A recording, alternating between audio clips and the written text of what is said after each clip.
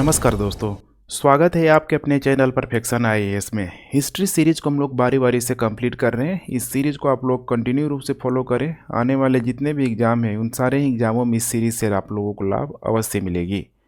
आज का पहला प्रश्न है, निम्नलिखित में से कौन काकोरी षड्यंत्र मामले से जुड़ा नहीं था। काफ़ी आसान सा प्रश्न है। इसका करेक्ट उत्तर हो जाएगा यहाँ पे सूर्य सेन।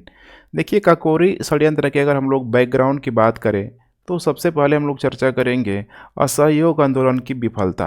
असमय असहयोग आंदोलन को गांधी के द्वारा चौरी चौरा कांड के बाद से जब वापस ले लिया गया तो इससे जो भी यहाँ पे क्रांतिकारी लोग थे, क्रांतिकारी लोग ने दूसरा मार्ग तलाशना शुरू कर दिया। और इसी दरमियान यहाँ पे देखेंगे तो अक्टूबर 1924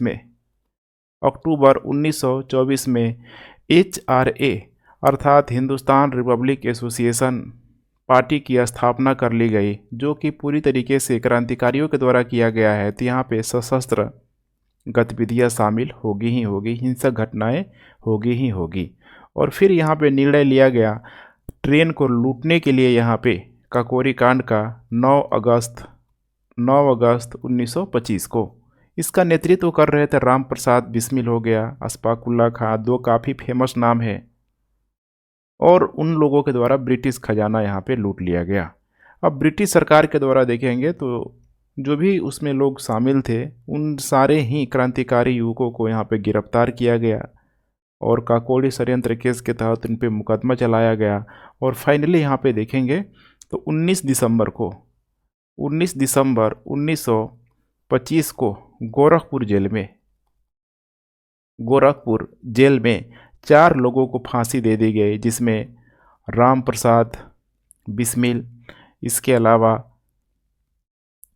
राजेंद्र नाथ लाहिड़ी, मोस्ट इम्पोर्टेंट यहाँ पे हो जाएगा अशफाक उल्ला खां, जिसमें एक मुस्लिम भी शामिल हैं, और एक है यहाँ पे रोशन सिंह। 4 लोगों को यहाँ पे फांसी दे दी गई।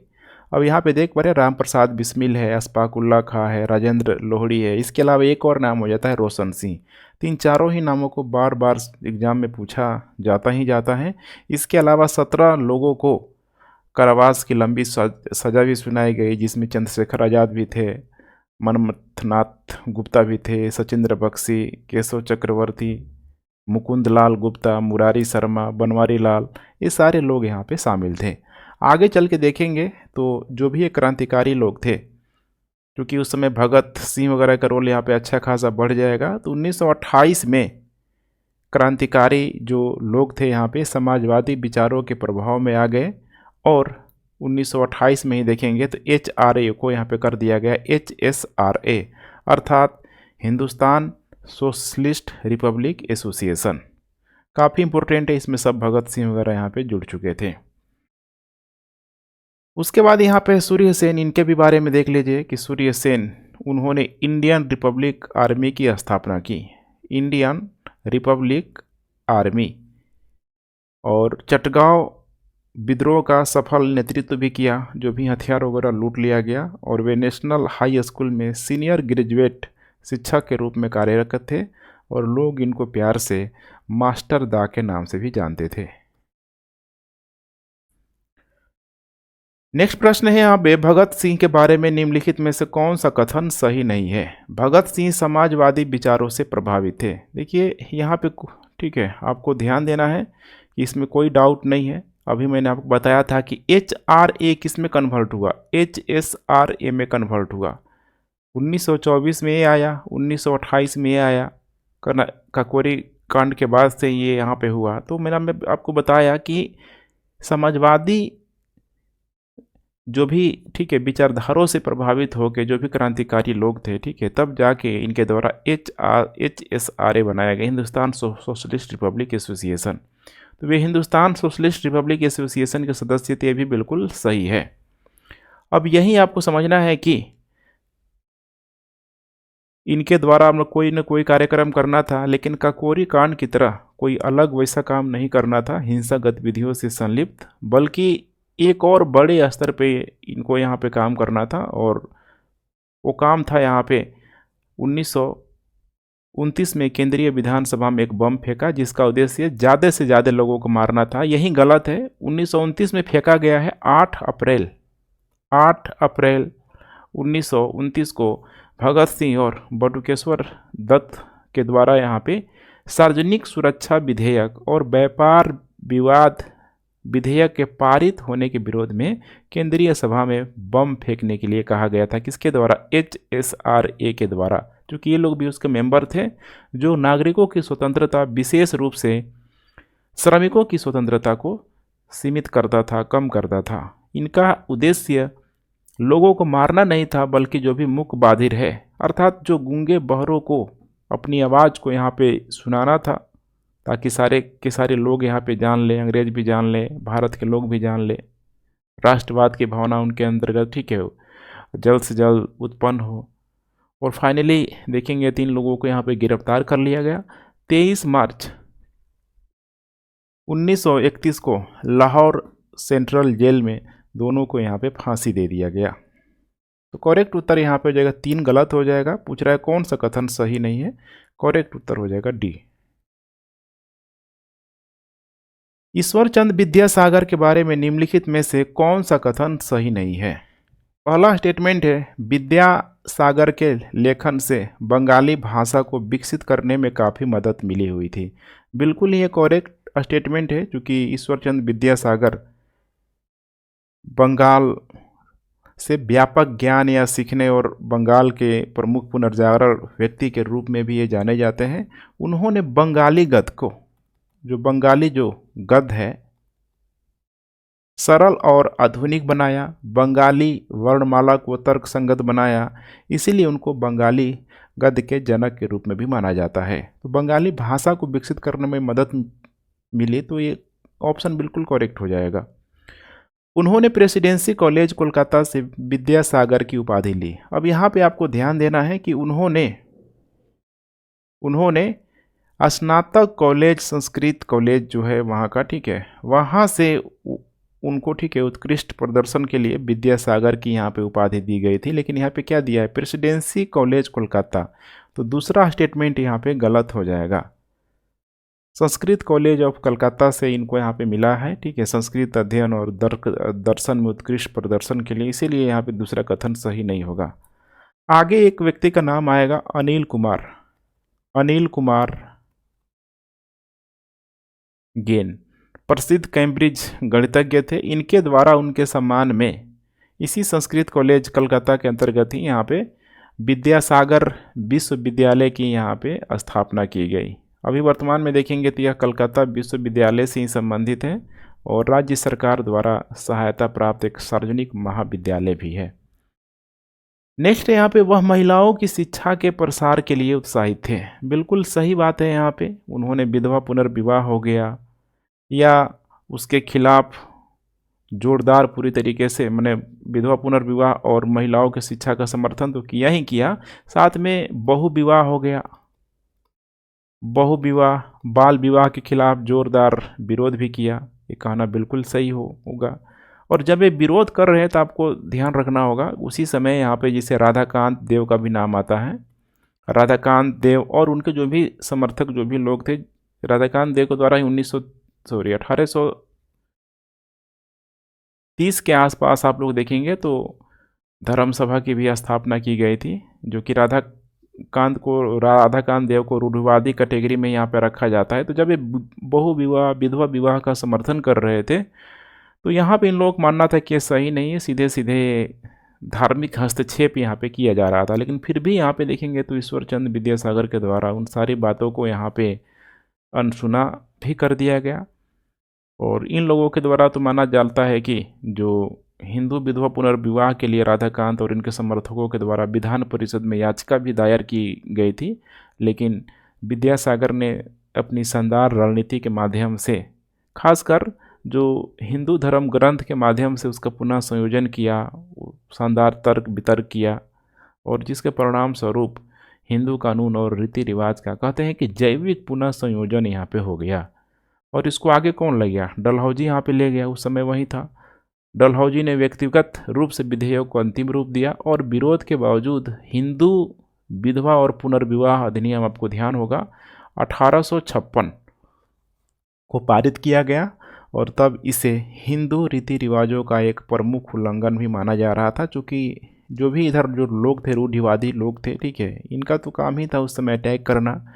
लेकिन देख पा रहे हैं यहाँ पे, ठीक है, दूसरे तरफ भी ईश्वरचंद विद्यासागर मौजूद हैं। नेक्स्ट यहाँ पे जालियांवाला बाग नरसंहार के बारे में निम्नलिखित में से कौन सा कथन सही है। पहला स्टेटमेंट है यहाँ पे, जालियांवाला में सेना ने निहत्थी भीड़ पर गोलियां चलाई, बिल्कुल करेक्ट है। सेना जनरल डायर की कमान के अधीन थी, अभी बिल्कुल करेक्ट है। सैनिकों ने गोलियां बरसाने से पहले लोगों को कोई चेतावनी नहीं दी, भी बिल्कुल करेक्ट है। तो करेक्ट उत्तर हो जाएगा यहाँ पे सी, 1, 2 और यहाँ पे 3। देखिए जालियांवाला बाग हत्याकांड की यहाँ पे बात की जाती है तो उसके पीछे आपको बैकग्राउंड को समझना पड़ेगा। बैकग्राउंड क्या है यहाँ पे, देखिए रॉलेट एक्ट।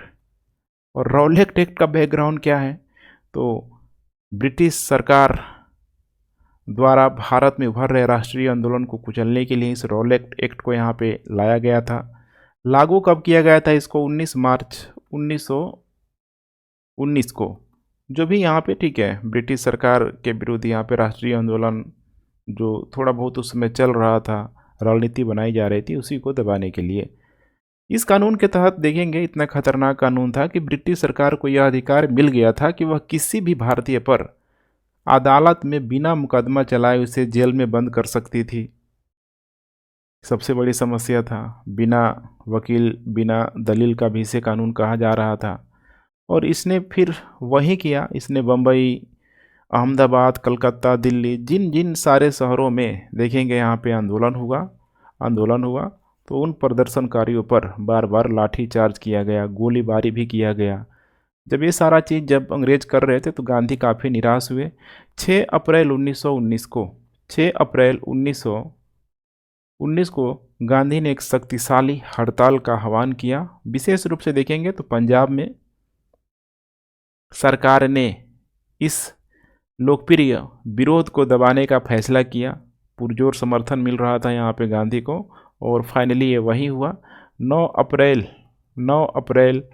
1919 को 2 राष्ट्रवादी नेता जिनमें सैफुद्दीन किचलू और डॉक्टर सत्यपाल शामिल थे, इन लोगों को यहाँ पे ब्रिटिश सरकार के द्वारा गिरफ्तार कर लिया गया।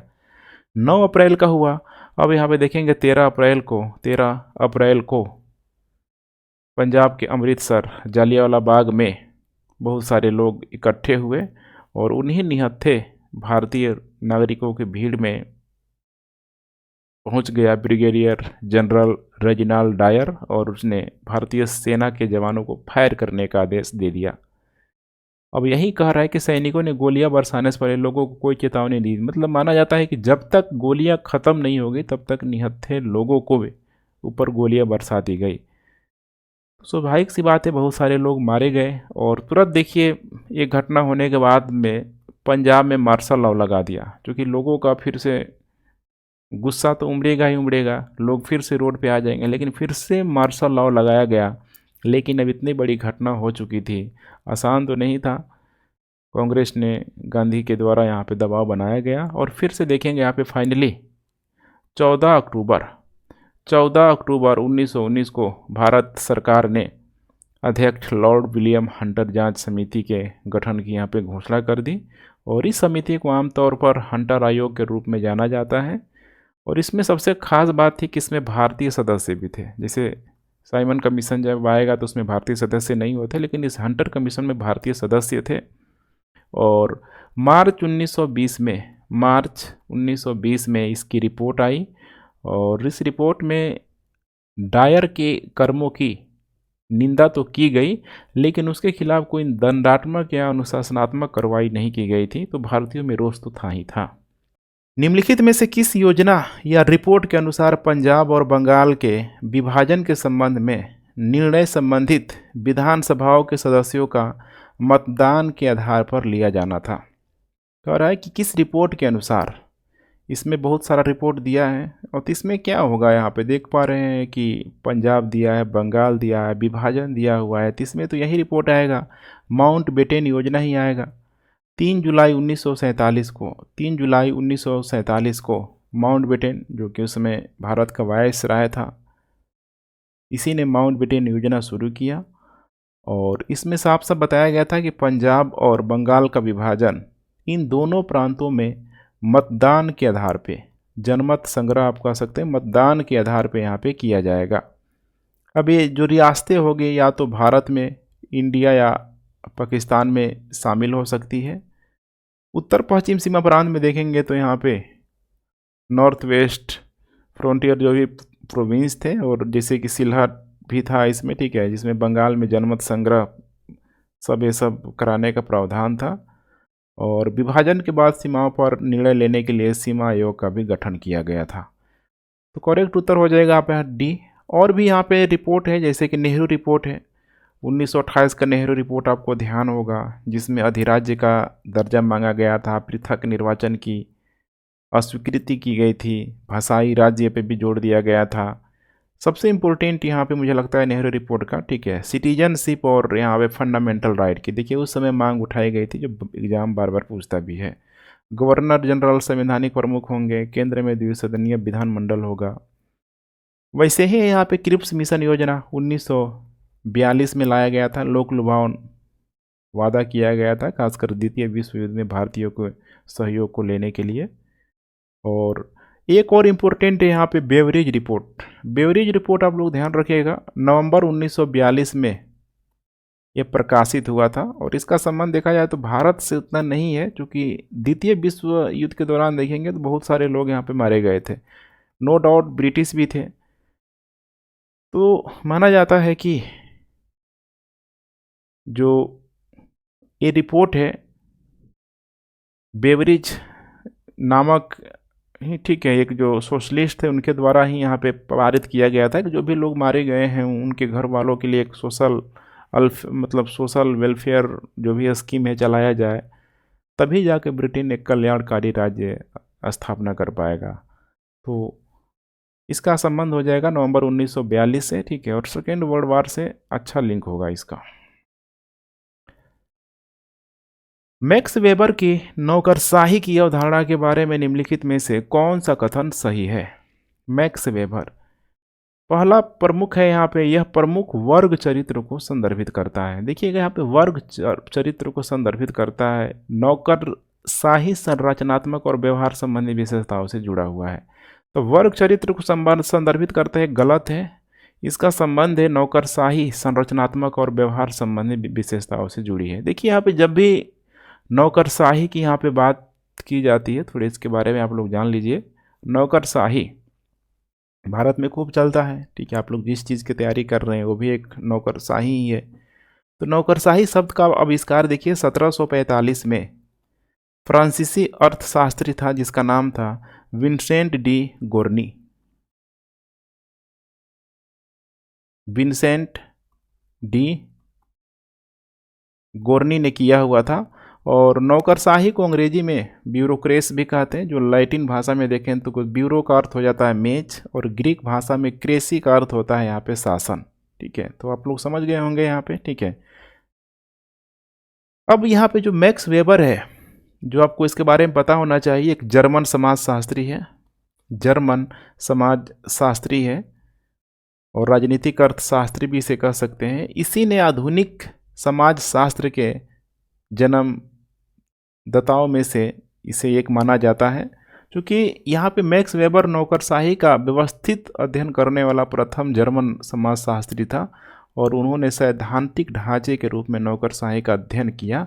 अब यही है वेबर का जो सिद्धांत है, बता रहा है कि नौकरशाही व्यवस्था जो होता है वैधानिक सत्ता का सबसे प्रमुख उदाहरण है, वैध बनाता है ना। अभी देख पा रहे हैं जैसे भारत में ही यहाँ पे अगर विधायिका मौजूद है, लेकिन इसको वैध कौन बना रहा है? यहाँ पे कहीं न कहीं कार्यपालिका ही बना रहा है। हर जगह देख पा रहे हैं, डीएम से लेके, ठीक है, एसपी, जो भी लोग हैं यहाँ पे नीचे तक, एक ग्रुप डी तक यहाँ पे सारे लोग यहाँ पे मौजूद हैं। तो कहीं न कहीं उसको क्या कर रहे हैं? वैलिड बना रहे हैं। यही बात वेबर बताना चाह रहा है। और वैधानिक सत्ता का जो स्रोत होता है व्यक्ति की निजी प्रतिष्ठा में नहीं होता है, बल्कि उन नियमों में निहित होता है जिसके तहत वह एक विशिष्ट पद पर आसीन होता है। इस सत्ता का स्रोत स्वयं राज्य के कानून होते हैं, जैसा जैसा इंस्ट्रक्शन दिया होता है उसी तरीके से होगा। और इनका अधिकार क्षेत्र सीमित भी होता है, उन अधिकार क्षेत्र से बाहर कोई भी शासक अपनी सत्ता का प्रयोग नहीं कर सकता है। और यही होता है। देख पा रहे नेताजी, सब देख पा रहे हैं, डीएम है, एसपी है, लेकिन यहाँ पे बड़े नेताजी हैं तो आप लोग समझ ही गए होंगे। तो ये सारा चलते रहता है यहाँ पे, यही मैक्स वेबर यहाँ पे बताना चाह रहा है। लेकिन एक चीज़ पे इंडिकेट करना चाह रहा है कि राज्य का कानून, ध्यान रखिएगा, राज्य का कानून से ऊपर नहीं होगा। निम्नलिखित घटनाओं पर विचार कीजिए। नंबर 1 स्टेटमेंट है यहाँ पे रामकृष्ण मिशन। यहाँ पे घटना दिया हुआ है, कह रहा है कि कालक्रम बताना है, अरेंज आपको लगाना है कौन सी घटना पहले हुई थी। तो यहाँ पे बहुत आसान है, सबसे पहले हो जाएगा ब्रह्म समाज। ब्रह्म समाज के बाद से परमहंस मंडली की स्थापना की गई थी, उसके बाद से आया था आर्य समाज, और उसके बाद से आया था यहाँ पे रामकृष्ण मिशन।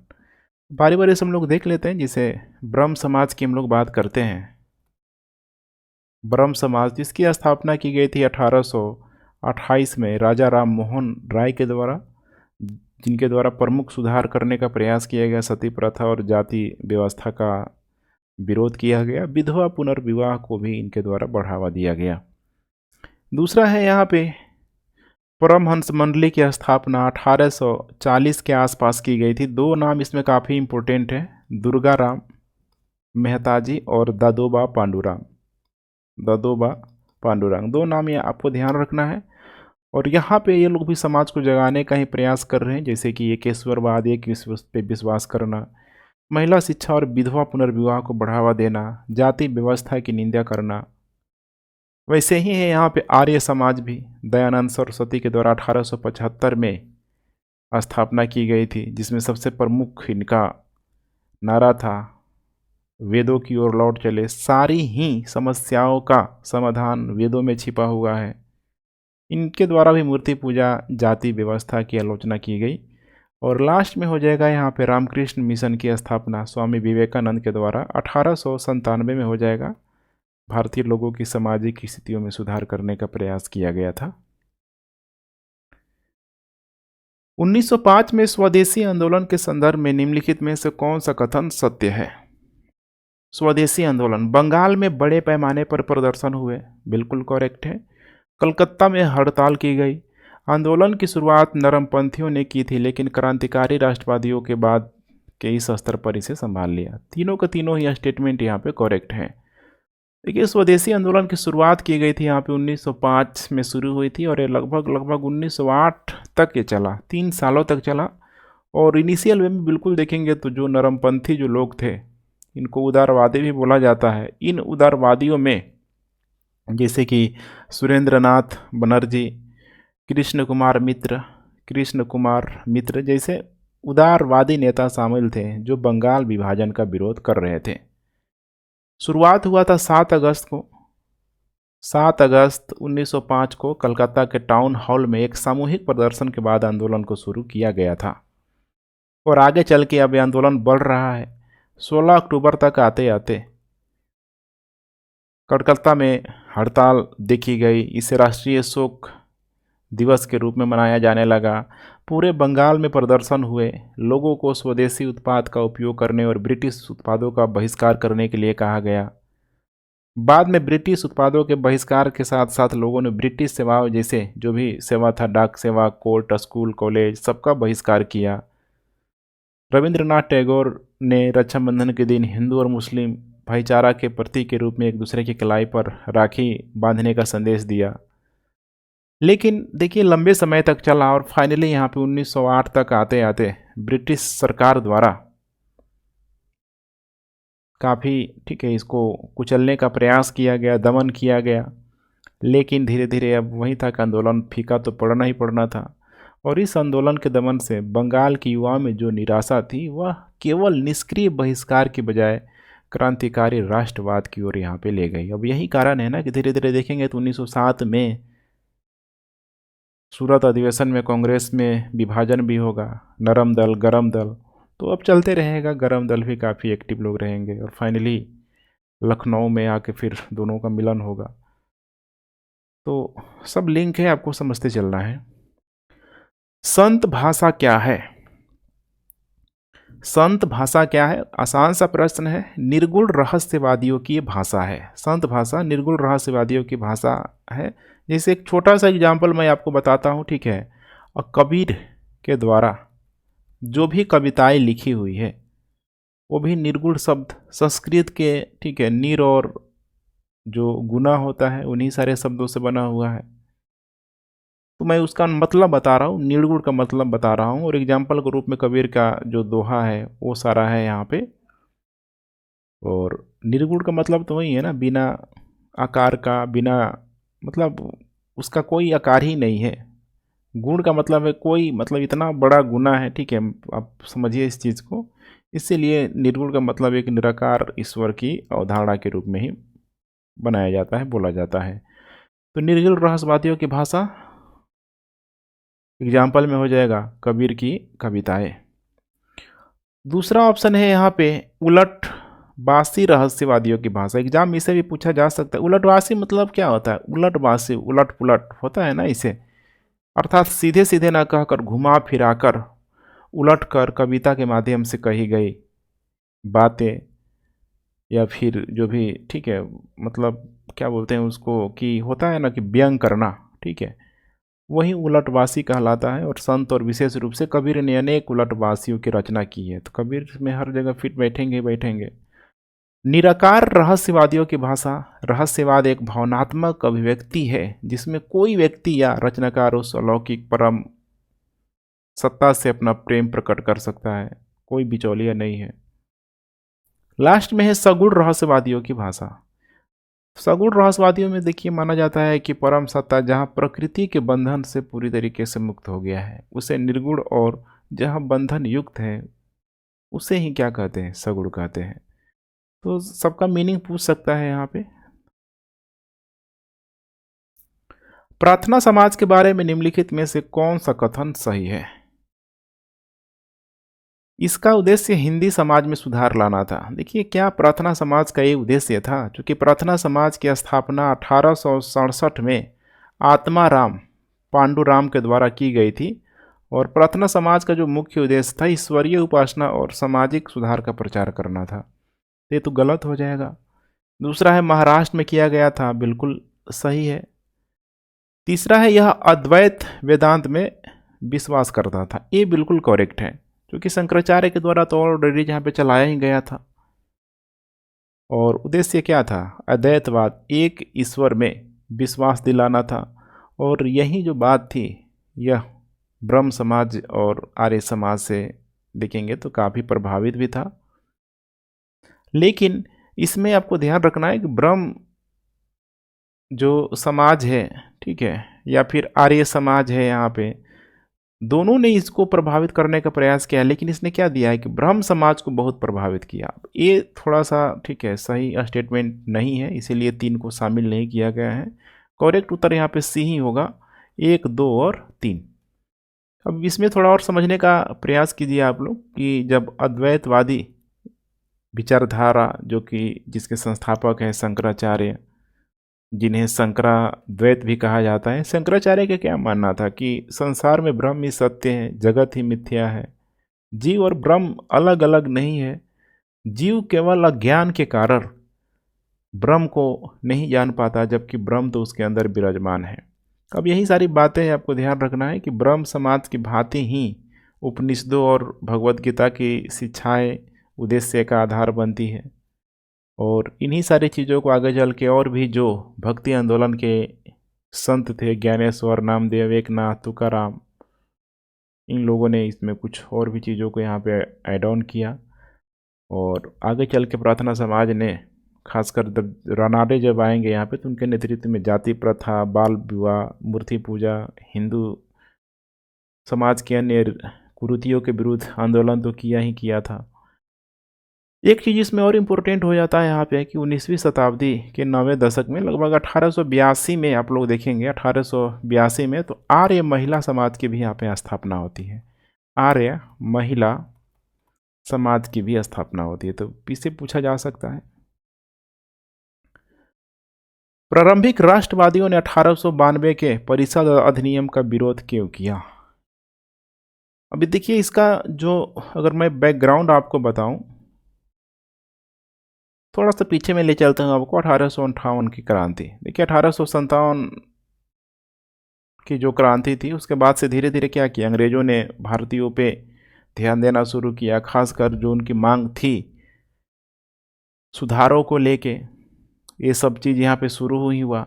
1861 में देखेंगे, 1861 का जब अधिनियम आएगा तो उसमें भी भारतीयों को शामिल करने का प्रयास किया गया था भारतीय शासन अधिनियम से, लेकिन भारतीय संतुष्ट नहीं थे। इसके साथ ही भारत सरकार भी गृह सरकार के विरुद्ध अपने अधिकारों में और अधिक वृद्धि चाहती थी। इसके लिए वह अधिक से अधिक भारतीयों को शासन में सम्मिलित करना चाहती थी, जो उस समय की परिस्थिति में सरकार को आवश्यक लग रहा था, क्योंकि जस्ट हुआ था 1857 की क्रांति।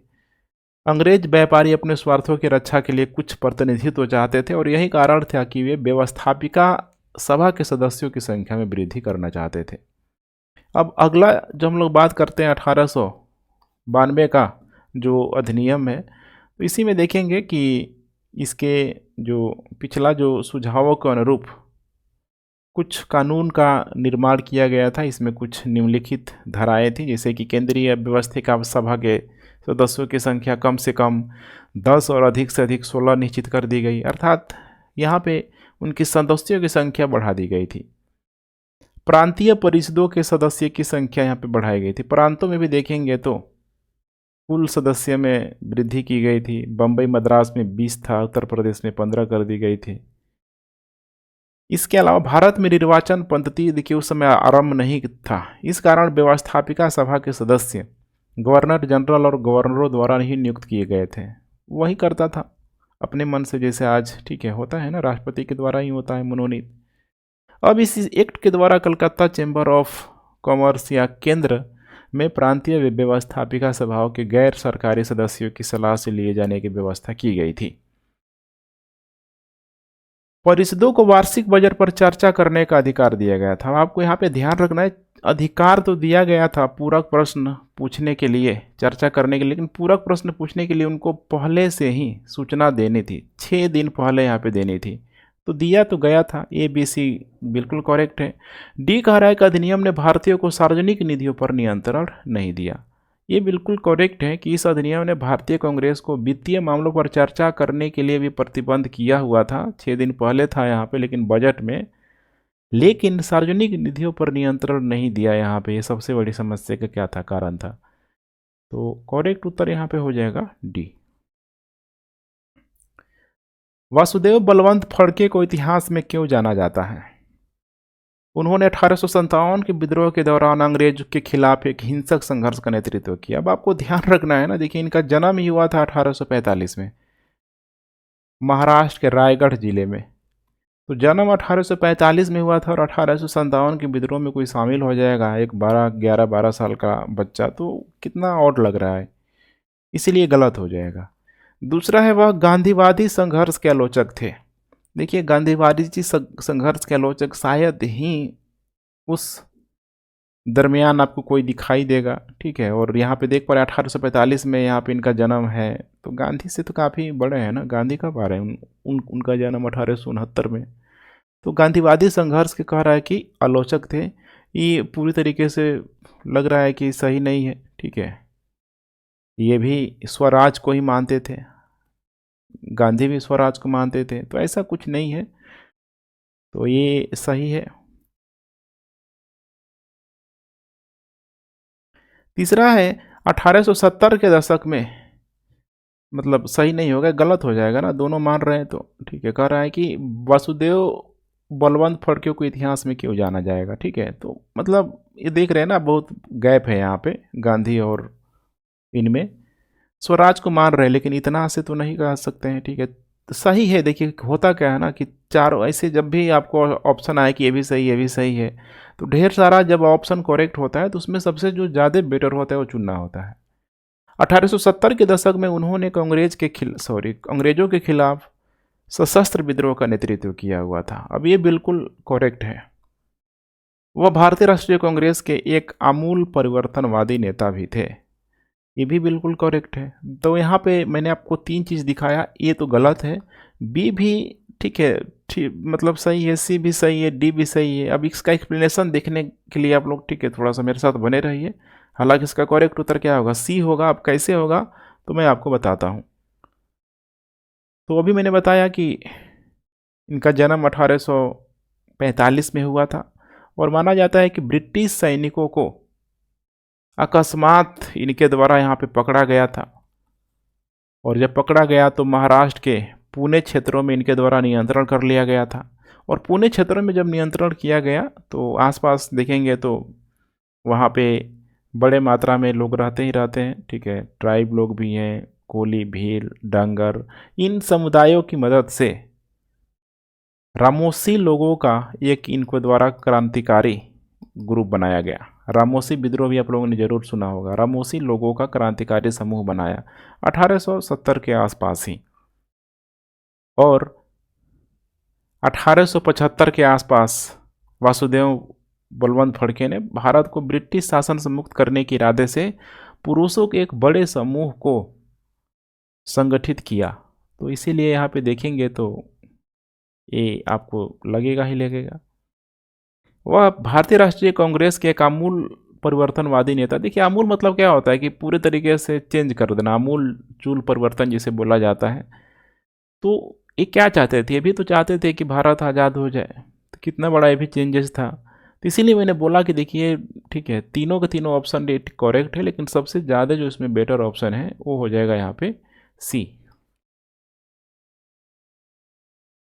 निम्नलिखित की स्थापना को कालानुक्रमिक क्रम में व्यवस्थित कीजिए।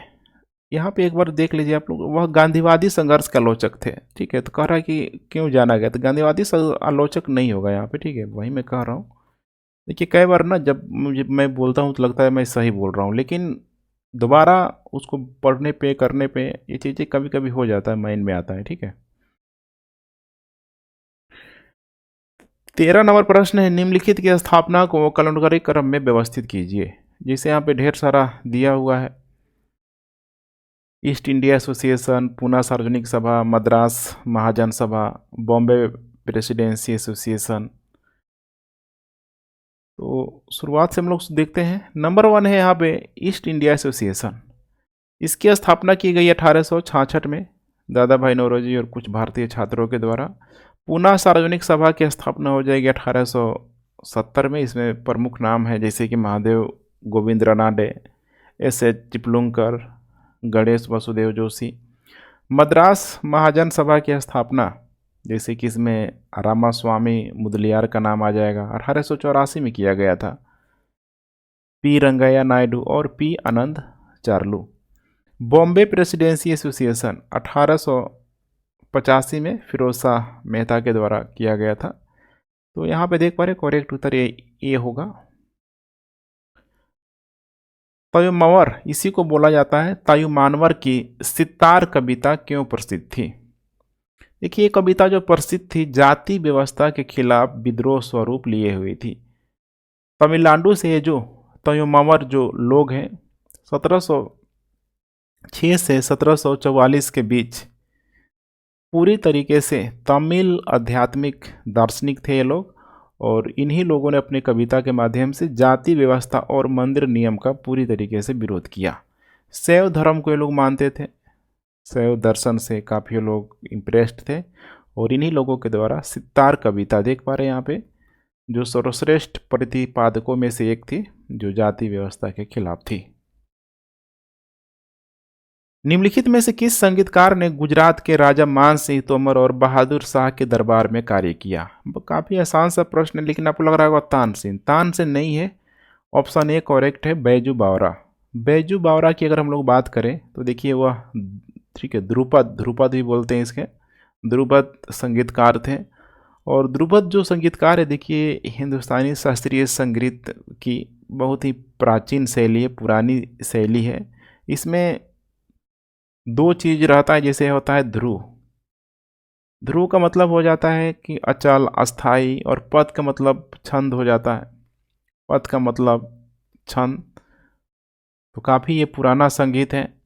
और यह ग्वालियर के राजा मानसिंह तोमर के दरबारी संगीतकारों में से एक थे, बैजू बावरा।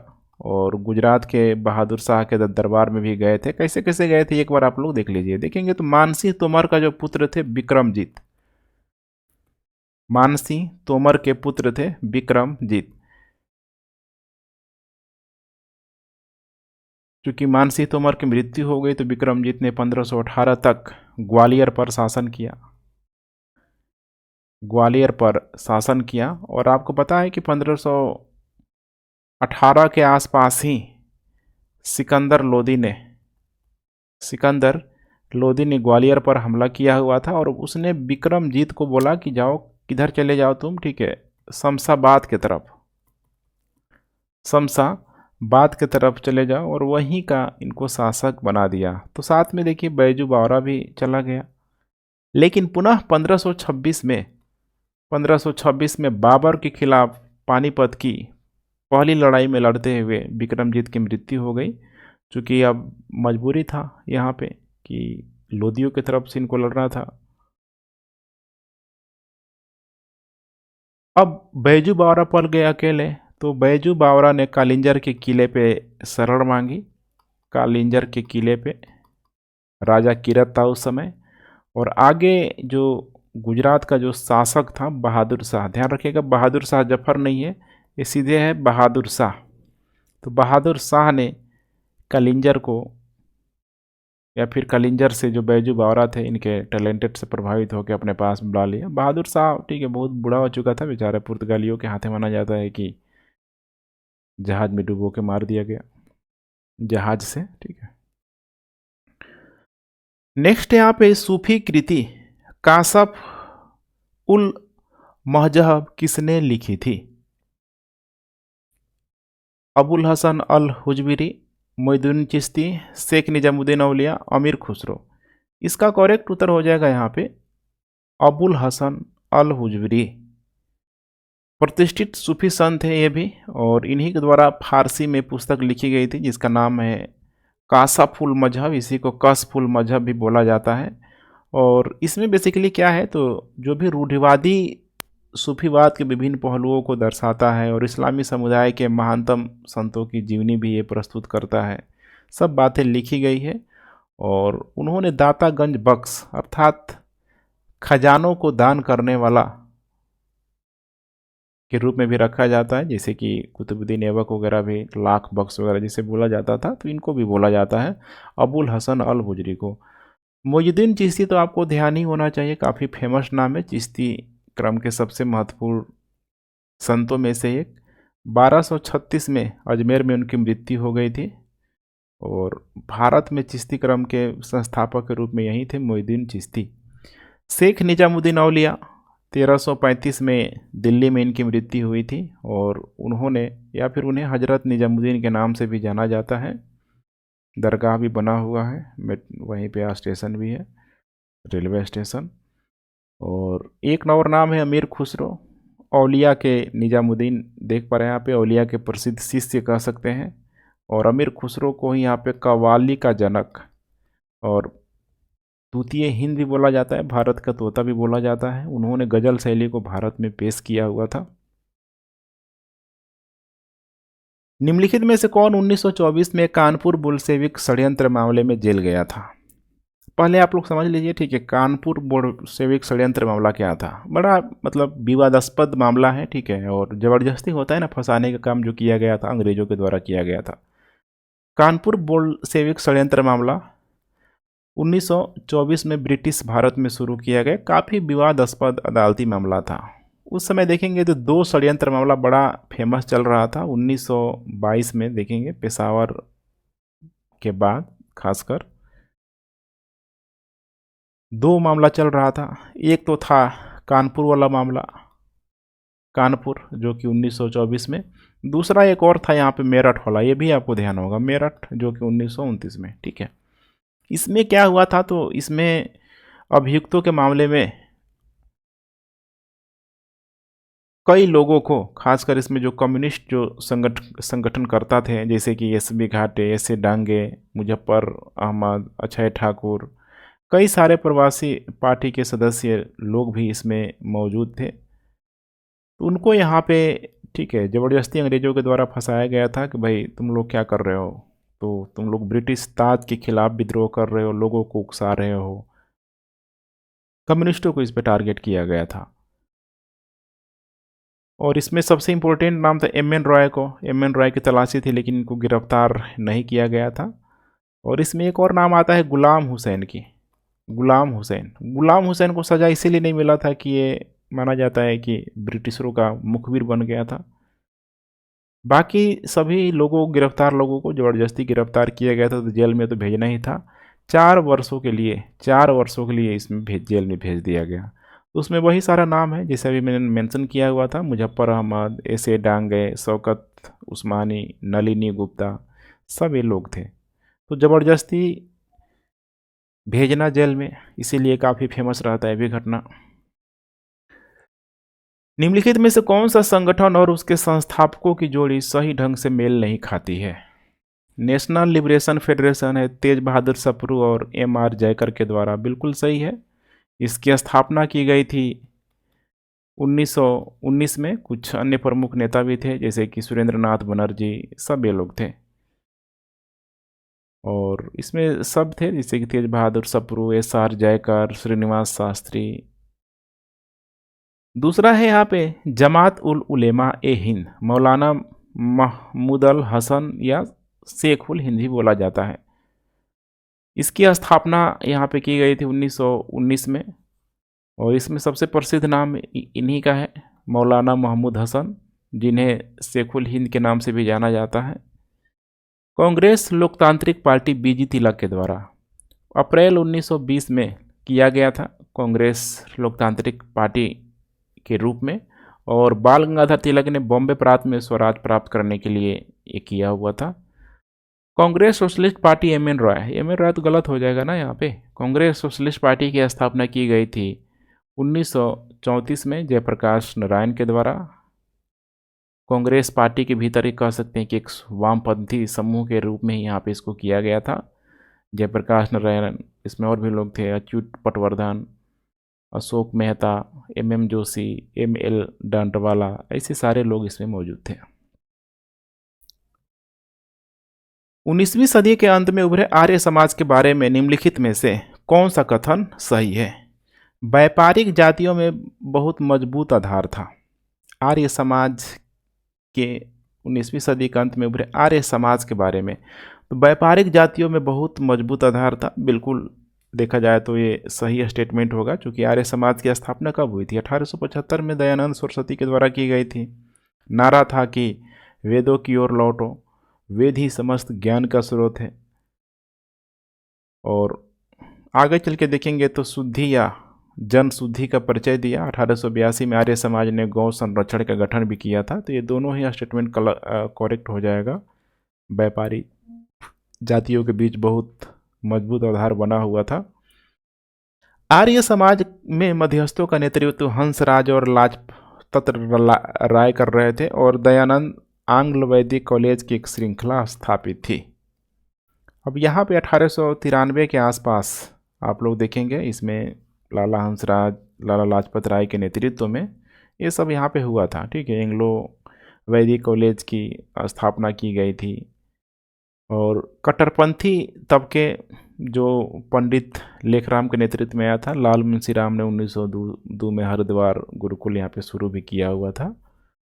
चौथा स्टेटमेंट है आर्य समाज में ब्रह्म समाज से कम सदस्य थे। यही आपको समझना है ना। देखेंगे आर्य समाज में ब्रह्म समाज से कम सदस्य थे, ये गलत हो जाएगा। देखिए आर्य समाज कौन स्थापित कर रहा है? आर्य समाज यहाँ पे स्थापित हो रहा है, देख पा रहे हैं यहाँ पे दयानंद बाद में हो रहा है। और ब्रह्म समाज ऑलरेडी राजा राम मोहन राय ने 1828 में ही किया हुआ था। तो पहले और अब में तो अंतर आएगा ही आएगा ना। तो भीड़ आपको यहाँ दिखेगा आर्य समाज में। तो दिया है कि आर्य समाज में ब्रह्म समाज से कम सदस्य थे, ज़्यादा होता तो सही हो जाता।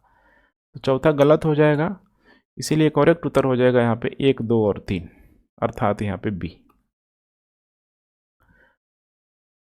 महात्मा गांधी के सत्याग्रह के बारे में निम्नलिखित में से कौन से कथन सही है? यह दक्षिण अफ्रीका में नस्लीयवाद के खिलाफ उनके अभियान के दौरान किया गया था जब गांधी ने पहली बार सत्याग्रह लागू किया था। बिल्कुल सही है। सत्याग्रह के दो महत्वपूर्ण घटक है सत्य अहिंसा। बिल्कुल सही है। सत्याग्रह अपने आप को कष्ट देकर बुराई का प्रतिकार करता है, न कि विरोधी को कष्ट देने से। ये भी बिल्कुल सही है। और भारत में सत्याग्रह की कोशिश सबसे पहले गांधी जी ने चंपारण में किया था। ये भी बिल्कुल सही है। बिल्कुल यहाँ पे आप लोग समझने का प्रयास कीजिए कि सत्याग्रह शब्द का विकास नो डाउट महात्मा गांधी ने ही किया हुआ था। जैसे कि दक्षिण अफ्रीका में देखें तो मानवाधिकारों के लिए संघर्ष के दौरान भारत में भारतीय राष्ट्रीय आंदोलन को विकसित किया था। ठीक है। उनके अनुसार सच, यही आपको समझना है कि सत्य का अर्थ है प्रेम करना, और आग्रह का अर्थ है मतलब दृढ़ता से उसको क्या करना, पालन करना, आग्रह करना। और सत्य और अहिंसा जिसकी यहाँ पे बातें की जा रही है, किससे उत्पन्न, अब समझने का प्रयास कीजिए कि इससे उत्पन्न अगर कोई सामने से अगर बलपूर्वक भी अगर कोई काम कर रहा है, अंग्रेजों को यहाँ पे वे बता रहे हैं, ठीक है, कि अगर वे बलपूर्वक अगर वो यहाँ पे काम कर रहा है तो उनको अपने सत्य और अहिंसा के माध्यम से मतलब रिएक्शन नहीं करना है हमें।